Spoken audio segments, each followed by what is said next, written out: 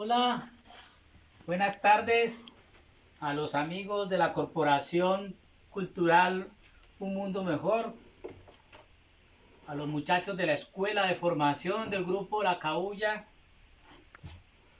Mi nombre es Enrique Arciniegas y vamos a hacer un taller que lo vamos a partir en dos sesiones. Una, algo teórico, y el otro le vamos a poner práctica.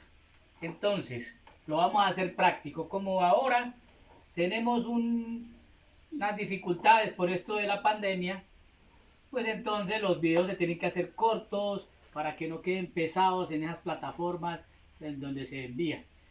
Entonces vamos a arrancar. Gracias a Diana por la invitación a participar de este taller. Y el taller es sobre las comparsas. La historia de las comparsas es muy interesante. Las comparsas nacen realmente desde que nace el ser humano, que empieza a pensar, así como nació la danza, así como nació el teatro primitivo. Pues las comparsas realmente también nacieron de la misma manera. Eh, que no se habló de ellas y que no se ha hablado de ellas en algunos libros, es muy poco lo que se encuentra, pero las comparsas sí hacen parte de la vida del ser humano desde que empezó a ser un hombre social, un ser activo, desde que empezó a crear sus pinturas allí en estas cuevas, las pinturas rupestres, y cuando empezó a crear las danzas de la cosecha y todo esto, pues así mismo se fue creando pues las comparsas, porque comparsa en realidad es un término pues fácil de manejar. Comparsa es acompasarse, es acompañarse, es organizarse, y entonces de esta manera cuando empezamos a hacer cosas para acompañar a la danza, entonces empezamos a hacer comparsa. Cuando hacemos una obra de teatro y hacemos un grupo de personas para que nos acompañen la obra, aunque no tengan textos, aunque no tengan una gran participación dentro de la obra, pues es una gente que está acompasada ayudando al completo del montaje del espectáculo. Pero cuando ya se crean los carnavales, como el carnaval de Río de Janeiro, como el carnaval de Tokio, como el mismo carnaval de Barranquilla, el de blancos y negros, pues entonces las comparsas empiezan a tener mucha fuerza y empiezan a formarse de una manera bien hermosa y bien interesante. Hay mil formas de decir que es una comparsa o cómo la quiere hacer cada uno. Esos también están de acuerdo a la región, están de acuerdo al país, al pueblo, a la ciudad, al lugar donde se realiza la comparsa. Y pueden ser de tradición, o pueden ser modernas, o pueden ser de fantasía, ¿sí? En fin, es solamente hacer un trabajo. En el Perú a algunos le llaman pasacalles, ¿sí? Unas no tienen textos ni tienen nada. Cuando ya empiezan a hacer las comparsas, que le llamamos nosotros comparsas teatrales, pues entonces les ponemos toda una historia, le ponemos toda la acción necesaria, las hacemos como obras de teatro callejero, ¿sí? Itinerantes, que puedan mostrar y contar historias durante el desfile del festival o del carnaval o de lo que vamos a representar nosotros. En el caso nuestro, pues tenemos el Festival Nacional del Bambuco, tenemos nuestra fiesta folclórica. Allí en el folclore es donde estamos nosotros presentes con nuestras comparsas. Como ya les dije, hay unas que no tienen texto, son como pasacalles, únicamente son para disfrutar, pero tienen un mensaje, tienen una historia, cuentan algo que pasó, que sucedió. Y por lo general estas comparsas nos hablan de lo nuestro, casi siempre es lo que queremos mostrar y resaltar de lo nuestro, en el caso de las folclóricas. Aunque hay comparsas de fantasía, que son muy hermosas, son de mucha fantasía, les pueden poner mucho colorido y mucha cosa, pero ellas están contando una historia que puede ser inclusive historias tradicionales, historias. Nosotros manejamos mucho aquí la mitología, manejamos nuestras costumbres, nuestras formas de pensar, de ver, de realizar, de cómo hicimos nuestro San Pedro. Y entonces ahí van haciendo las comparsas nuestras, que en últimas, pues hay unas realmente muy hermosas. Hay otras que no han alcanzado los niveles que nosotros queremos, pensando en los niveles que tiene de edad o de tiempo en la historia nuestro festival folclórico o nuestro San Pedro.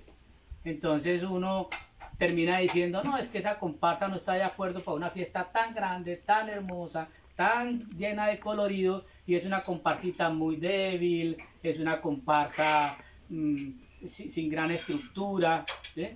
Entonces, pero la verdad es que comparsa es eso, acompañar. Pudiéramos decir que el séquito del rey es una comparsa, en caso de los reyes. Podemos decir que los guardaespaldas de todo un personaje público importante es toda una comparsa, que va uno aquí, que va el otro allí, que el otro está adelante, que ya viene el otro atrás, que la avanzada, todas esas cosas, eso realmente es una comparsa. Pero cuando uno habla de acompasarse, entonces cuando uno empieza a combinar esto de la música, con una historia, con el teatro, cuando le pone la danza, cuando le pone las artes visuales, el colorido, la belleza, y cuando son carnavales como el de Barranquilla, de Río de Janeiro, y estos carnavales, pues se le mete mucha fantasía y mucho colorido y bueno, cosas como lentejuelas y plumas de avestruz y bueno, otras vainas que hacen que eso sea de gran colorido. Y en Río de Janeiro, pues muy grande, realmente un comparsa muy grande. En el caso nuestro, que es una fiesta folclórica, que no es un carnaval, sino un folclore, el rescate del folclore, pues nosotros trabajamos mucho los mitos, nuestras leyendas, nuestras costumbres, y recogemos historias como la de la gaitana, como la historia del Dorado, como la historia de Mirtayú, las historias de Guajira, las historias de Itaima, todas estas vainas de nuestros indígenas. Recogemos la historia de las lavanderas, recogemos la historia de los pescadores, ¿sí? Y eso lo combinamos con que a los pescadores les salió un muán y empezamos a contar una historia, ¿sí? Y la montamos en una comparsa y la acomodamos, siempre y cuando la comparsa tenga un orden en el color, una sola visión de color, tenga un solo sentido de lo que estamos realmente haciendo para no distraer o dispersar o que nuestro espectador no entienda lo que está pasando, ¿sí? Entonces las historias son muy bellas, aunque hay unas, como ya les dije, que no hablan, solamente pasan allí. Una amiga que tiene una corporación muy importante me dijo un día, es que nuestra comparsa es netamente visual. Y yo lo pensé, lo dudé, empecé a leer, a mirar, y realmente la historia es muy bella. Además vi la comparsa, muy, muy bonita, y hacen su carroza, tiene mucho color, tiene muchas pinturas, y cuenta una historia, en este caso de la historia de la barca de Juan Bustos, que fue muy conocida en nuestra ciudad.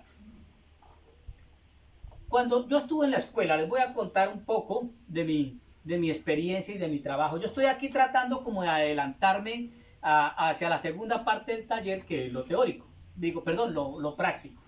Entonces voy a poner acá, sobre este platoncito, adelantándome un poco, esta arcilla. Porque yo trabajo mis comparsas con mucho de visual también. A mí me encanta que la comparsa se vea todo grande, todo ordenado, con buen color, que la historia sea clara. En el caso de la mía, que es una comparsa que habla de los mitos de nuestra región, pues, pues con mayor veras. Entonces uno empieza a fabricar sus muñecos. En el caso nuestro, pues, en el caso mío, yo fabrico aquí mis muñecos o muñecones o monigotes o títeres gigantes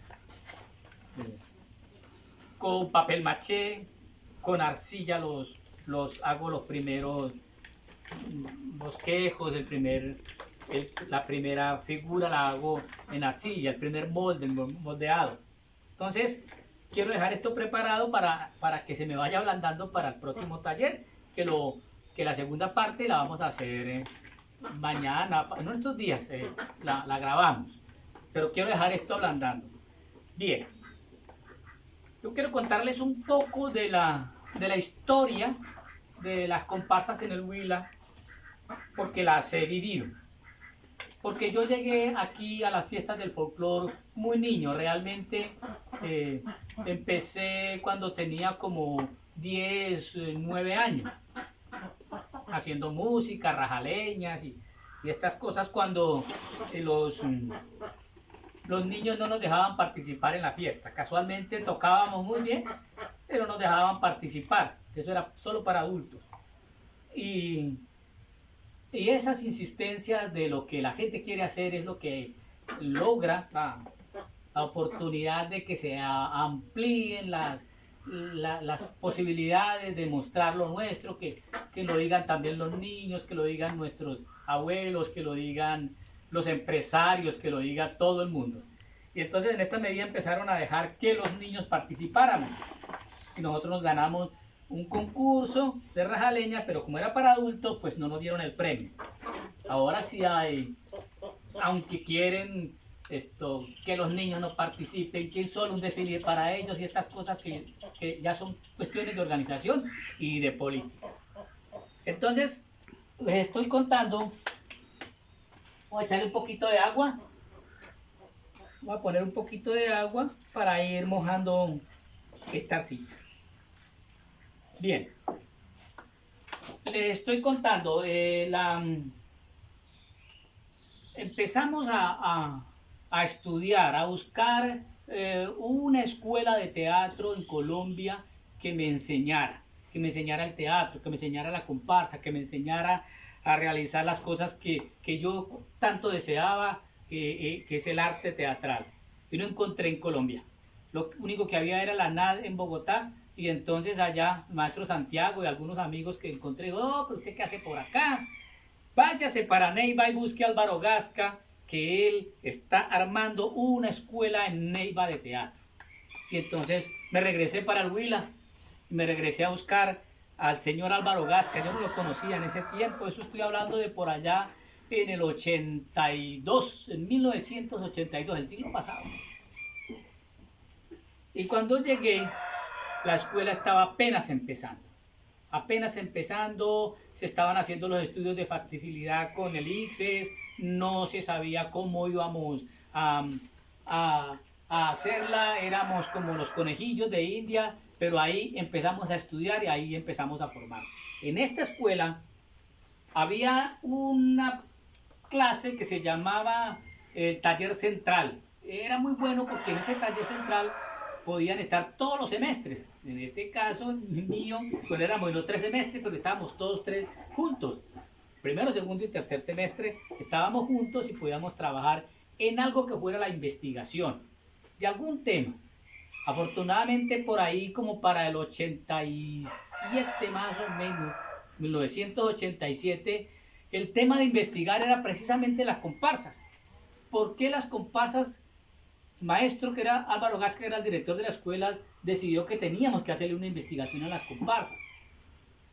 Porque es que antes de este taller, pues le llamaban comparsas a los grupos de danza. Doña Inés García de Durán, ella sacaba su grupo de danza, se llamaba grupo de danza de ella, el grupo de danza de Ketty Castillo, el grupo de danza de otros maestros que en la época estaban, Chacatán, algunos, y ellos en la época de San Pedro le llamaban comparsas a los grupos de danza.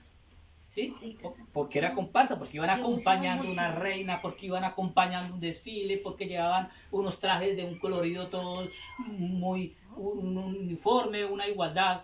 Y entonces allí el maestro Gasca empezó a decir es que la comparsa tiene que ver es con el teatro, con la literatura, con la historia, con una, con una, con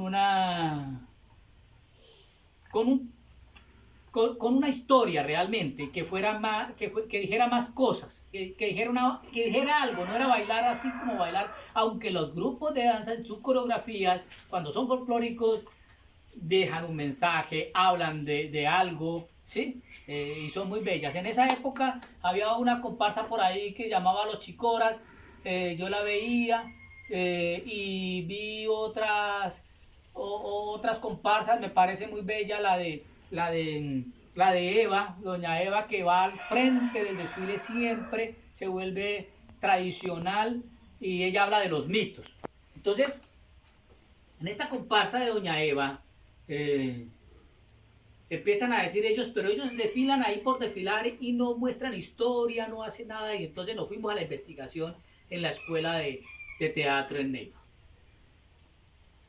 La directora de Cultura y Turismo en esa época era Inés García y dijo, me parece bellísimo, nos dio el aporte, hicimos un taller como bien poderoso entre todos, porque ahí en el taller participaban los profesores, los alumnos, el director y la gente de la comunidad. Además traíamos amigos de teatro de otras partes del país y entonces nosotros teníamos cómo investigar, cómo hablar y empezamos a tratar de darle una forma a la comparsa del Huila para que mejoraran. ¿Y esto por qué lo hicimos? Porque es que nosotros también teníamos dificultades. Porque nosotros nos intentábamos meter a los desfiles y nos sacaban porque los teatreros no teníamos participación en los desfiles. Entonces la única forma de nosotros poder participar en estos desfiles era organizando las comparsas, investigando sobre las comparsas. Y allí hicimos una gran comparsa, inmensa, inmensa, además de, yo creo que eso tenía por ahí unas 360 personas o más, con varias carrozas, y entonces hicimos la historia de la conquista de Colombia, desde la conquista, la colonia y la actualidad. Entonces, precolombinos, o sea, los indígenas, luego la llegada de los españoles, y luego lo moderno. Bellísimo, participó la universidad, participamos todos, hicimos una comparsa muy inmensa y le dimos todo un orden y toda una historia, con un barco gigante, con un sol inmenso, la parte de los indígenas, y allí, siendo yo aún estudiante, era coordinador de la parte de los indígenas en esta comparsa. Todo lo que tenía que ver con los indígenas, lo que tenía que ver con